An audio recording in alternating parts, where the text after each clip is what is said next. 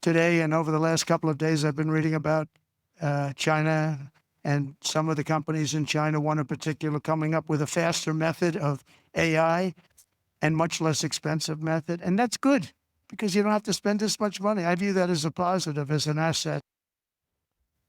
President Trump's finding that a positive, but some of the companies in the United States may not be. That was Trump talking about this new China-based AI startup, DeepSeek, whose latest AI model appears to rival those we've come to know, like ChatGPT, but doing it without all the fancy chips and so at a fraction of the cost. The DeepSeek app is now the #1 downloaded app on Apple, and safe to say there's some panic around the AI economy as a result. You saw it there in the stock market, and there's much more to discuss. And joining me now, we're very lucky to have technology law expert Dr. Greg McNeal, professor of law and public policy at Pepperdine, person who understands the stuff very well, teaches it very well, speaks about it very well. Well, Welcome thanks back for to the having me show. back. Yeah, I appreciate it. It's great to have you. And let's just talk about this DeepSeek thing, because it's also interesting in the context of TikTok, and we'll get to TikTok in a minute, but make it make sense for people. I mean, the fact that this Chinese company had to do it on the cheap is in part because of the U.S. regulatory framework around what we call export controls with these chips.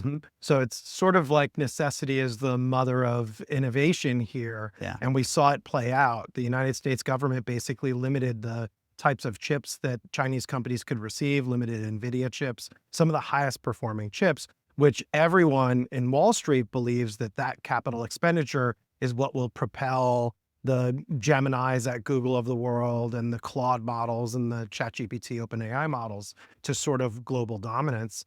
And the Chinese companies sort of said, well, hold my beer. And they went ahead and they innovated using, they basically created a more efficient model that can run with less computing power.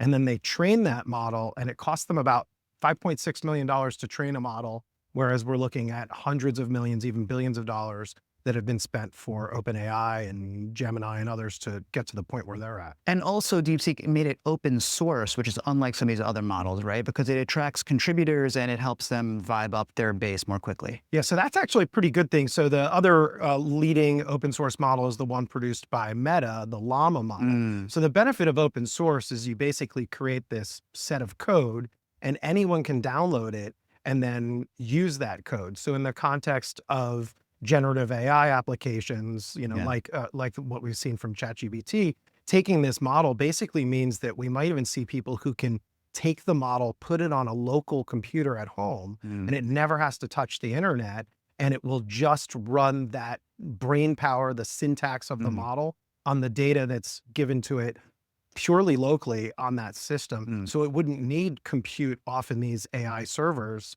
instead in these AI data centers. Instead, it would run completely locally, which is a real big boon to innovation and a real challenge to the market leaders. It's true. And the market leaders, I mean, you talk about $6 million roughly to really develop and train this AI model. And we just had this Stargate joint venture with all these big companies, at $500 billion each, people putting in. So obviously it's affecting stock market because, as you say, I mean, maybe it could be done on the cheap, but also there's concerns about data and some of the breaches. Like, for instance, today with DeepSeek, they had to throttle new signups because there was a malicious attack on the database. So just talk about how the U.S. government thinks about that, because this is, potentially sending this data back, and it's insecure, and it's China, and it's the United States. So if the system runs using the model that DeepSeek has, and it runs on DeepSeek's infrastructure, then anyone, for example, who downloads the DeepSeek app, just a regular consumer, not a developer, they are sending their data. Basically, the data flow goes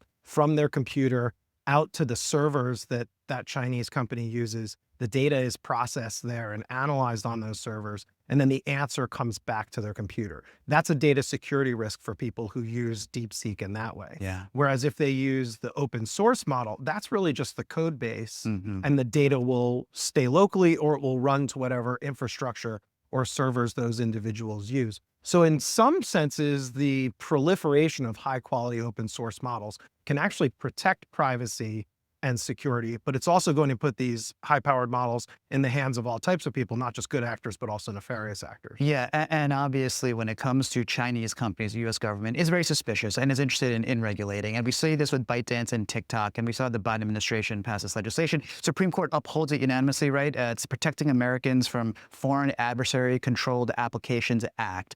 And I was privy to some of your notes to your students on this, and you talked about how this is a landmark moment in a lot of ways for lots of the things that it sets up legally. Just talk to us why. Yeah, so one of the big tensions that we have is there are hundreds of millions of Americans who use TikTok as a way to communicate with others, as a way to learn new information, sometimes learning it for school, sometimes just learning to dance, and they're conducting business there, right? So this is a platform that is used by many Americans as part of their interactions and associations and their speech with others. So those are core First Amendment. You're talking about First Amendment there, right? And sorry, go ahead. No, please. And First Amendment then is in tension with potentially national security. It is, yeah. So we had some old cases before the Supreme Court decision on TikTok that went all the way back to the Cold War, saying that American citizens have a First Amendment right to receive communist propaganda from the Soviet Union. So a lot of free speech advocates thought that policy, those principles, would be adopted by the Supreme Court. The Supreme Court didn't buy it at all. The Supreme Court deferred to the political branches, basically said,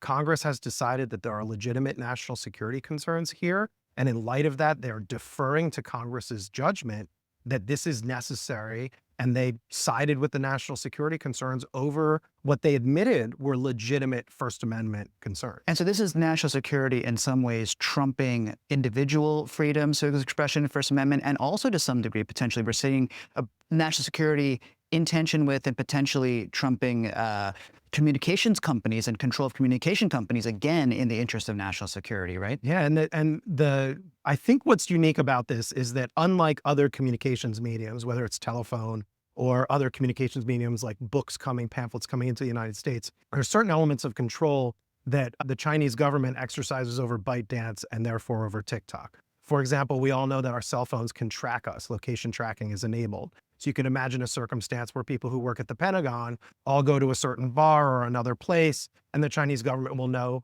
who they are and where they are. If there's an amassing of a bunch of phones all of a sudden at a military base, the Chinese government might know that people are about to deploy somewhere, right? So it's a source of intelligence in that way. It's also the control of information. They can manipulate the algorithms so that we see things that are pro-China, anti-Israel, and don't encourage young Americans to get higher education and get trained in STEM. Instead, just have them doing sort of mindless dances. And these arguments that the algorithm feeds different information in China than it does to the United States. There are some big questions ahead. And one of them is, as Trump's executive order now on TikTok and beyond may be in tension with statutory authority of Congress. And this is always a conversation that may go to the Supreme Court.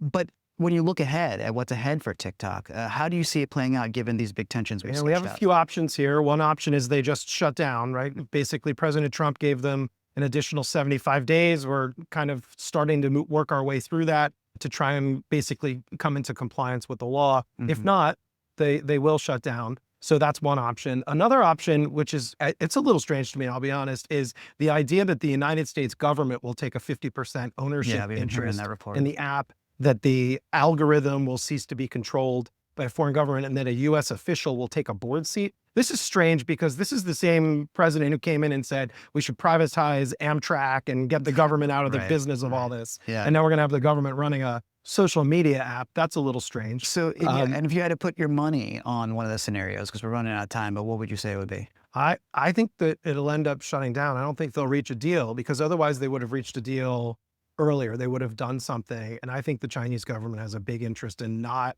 bowing down to the United States and not revealing what was going on inside the algorithm. If anything, we might get just a stripped out one that's TikTok in name only, but it's something else. Well, that's secret sauce of the algorithm, which is the whole thing. You just broke a lot of people's hearts out there, by the way, I want to say. I want them to get ready. Yeah, that's right. It's important to do that. Get ready, be ready so you don't have to stay ready. Get ready. Stay ready so you have to get Stay alert, stay alive. There it is. There it is. Thank you so much. Thanks for breaking it all down. We really appreciate you. Thanks so much for having me back. Thank you so much.